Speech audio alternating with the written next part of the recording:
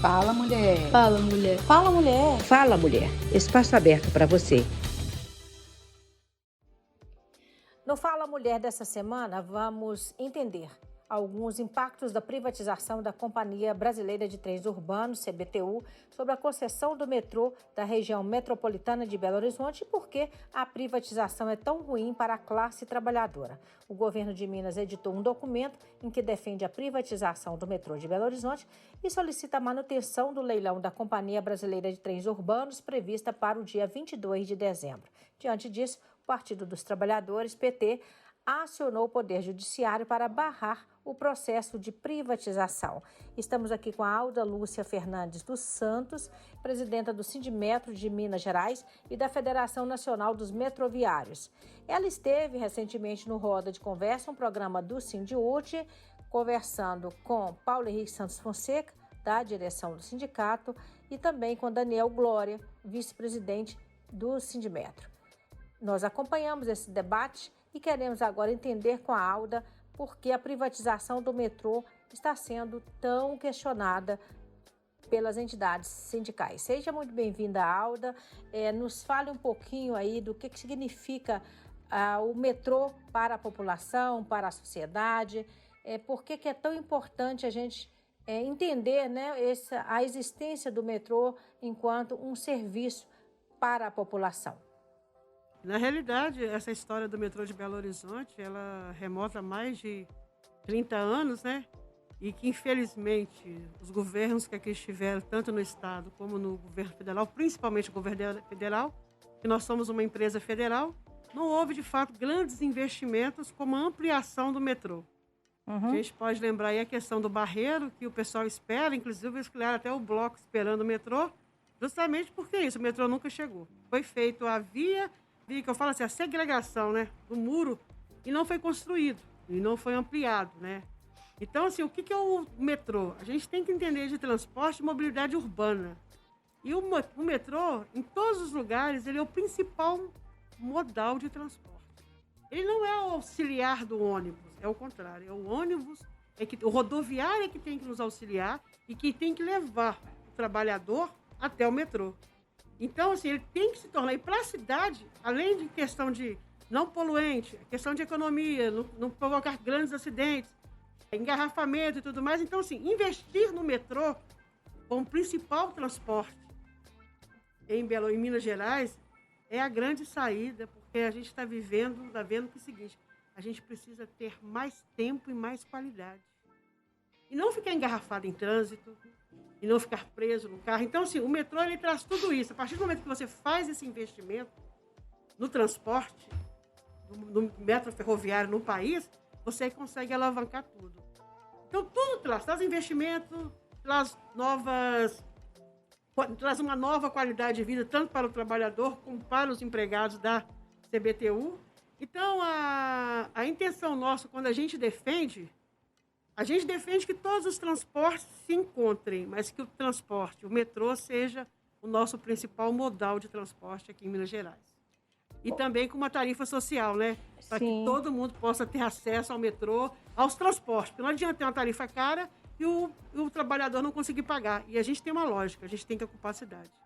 Ocupar a cidade para trabalhar, para o lazer. E para isso, é função do governo federal conseguir isso. Alda, bem-vinda, né? Parabéns aí pela eleição de vocês.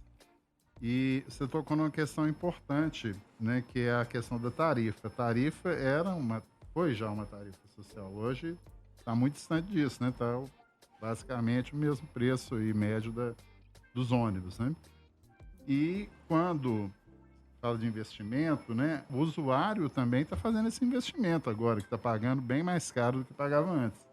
E é nesse momento que o governo federal quer transferir para a iniciativa privada, né? Parece que quando começa a dar, né, lucro, né, aí que é a lógica da iniciativa privada, aí passa para a iniciativa privada. Esses valores estão sendo arrecadados, né, também seriam um valor importante para esses investimentos.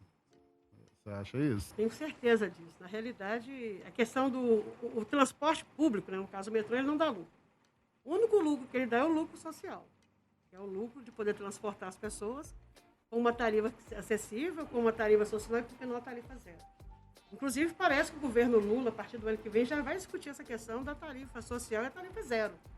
Você vê o quanto é importante a questão da mobilidade. O lucro das empresas privadas está em receber o investimento. No metrô é de 3 bilhões e 200 milhões. Se você parar para pensar, é um investimento grande. Então, assim, por que ele não é ser feito pela CBTU? Porque não é a CBTU a fazer as obras, a expandir, a modernizar. Ela que, em Minas Gerais, é a empresa que mais entende a lógica do metrô e como funciona. Mas não, o que o governo quer? E o pior de tudo, né? No final da festa, né? No apagar das luzes. Dia 22 de dezembro, ele quer fazer um leilão, a 8 dias do final do ano, a toque de caixa. Se a gente parar para pensar que um metrô nosso, um trem nosso, quando foi comprado em 2010, ele valia 19, 20 milhões. E hoje já está fazendo o primeiro lance a 19 milhões. Qual é a lógica? A gente quer entender essa lógica, a gente quer saber essa questão, porque eu concordo com você. O investimento é muito alto. E sem contar o seguinte, o governo do estado aqui de Minas, o Zema, está querendo usar 400 milhões de uma multa que é da Vale para Brumadinho, daquele acidente terrível que teve em Brumadinho, que a gente sabe até hoje, as pessoas estão pagando um preço alto, as famílias e tudo mais, e não foi resolvido. Aí que ele quer fazer uma multa, que é carimbada, que é a Assembleia Legislativa que tem que definir isso. O que ele quer pegar? Ele quer pegar 400 milhões e investir no metrô. Lá não fala isso. Não fala que você pode pegar 400 milhões e investir no metrô, nas obras do metrô. Por isso que o Sindmetro MG, a categoria metro ferroviária, ela é ferrenha nisso. Quem tem que fazer isso é o governo federal. Isso é responsabilidade do governo federal, como moradia, transporte, saúde e educação. Alda, o que você tem a dizer sobre essa prática de privatização? Fora do país, já vimos algumas empresas sendo reestatizadas. Na sua visão, qual é o motivo para essa reestatização? E qual é o papel do sindicato, principalmente diante de situações como essa? E quando a gente fala de privatização, é uma questão de uma lógica do neoliberalismo. Mas a gente não quer isso no país. A gente está vendo empresas lá fora sendo reestatizadas. O próprio metrô, em alguns lugares que eram privatizados, estão sendo reestatizados. Por quê? É a garantia da mobilidade urbana. Então, qual é o papel nosso, sindicatos, federações, confederações? É unir a classe trabalhadora e dizer não a tudo isso. Fazer com que isso não seja uma coisa comum e não exista mais. É isso que eu espero no governo Lula. É isso que nós esperamos, não só eu, mas a categoria metro ferroviária espera nisso. Essa questão da privatização, privatizar por privatizar. Como é que fica isso? Hoje, o Paulo falou uma coisa, a tarifa nossa hoje ela é R$ 4,50. Em Recife, é R$ 4,25. Nas outras, João Pessoa, Maceió e Natal, é R$ 2,00. Quando antes, lá era 50 centavos, em Recife, 1,60, em Belo Horizonte, 1,80. Nós transportávamos em torno de 240 mil pessoas, 250 mil quando dava. E aí, o que aconteceu com esse aumento de passagem? A gente acho que não chega a 100 mil usuários dia, 102 mil usuários dia. Isso é por quê? Porque antes, a lógica do trabalhador e das pessoas usuárias era essa. Eu vou andar aqui um pouco, mas com o que eu tenho, eu pago a ida e a volta com a passagem do ônibus. E hoje, se o metrô é o mesmo valor, por que eu vou andar? Eu vou fazer 1,80. Não, transportava quantas pessoas? Até 250 mil. Então, mais do que o dobro, né? Mais do que o dobro. Então, o metrô não está arrecadando mais, não né? Não está. Até porque não é uma questão de lucro. É que a CBTU e o governo federal têm que entender que essa passagem está cara. A gente sabe, a gente está aí com 13 milhões de desempregados, mais de 33 milhões passando fome nesse país. Como é que vai se resolver isso a esse preço? E eu vou falar uma coisa muito séria para vocês. Esse edital que o BNDES soltou é um edital cheio de erro. E uma coisa mais interessante, cruel até, não é interessante, é cruel. Não fala do trabalhador, não fala do empregado do metrô. A única coisa que ele fala é que o contrato vai ser assinado em março e o empregado vai ter 1 ano de estabilidade. E aí, o que significa isso? 1 ano de estabilidade para o funcionário é muito pouco, né? Conta pra gente qual será o impacto caso o leilão não seja suspenso. Nossa intenção aqui, Quando a gente está falando da questão da contra a privatização e pela suspensão do leilão, é que a gente quer dizer o seguinte: se o leilão não for suspenso, vai ser no governo Lula que vai sermos as primeiras demissões dos empregados. E hoje nós somos em torno de 1.600.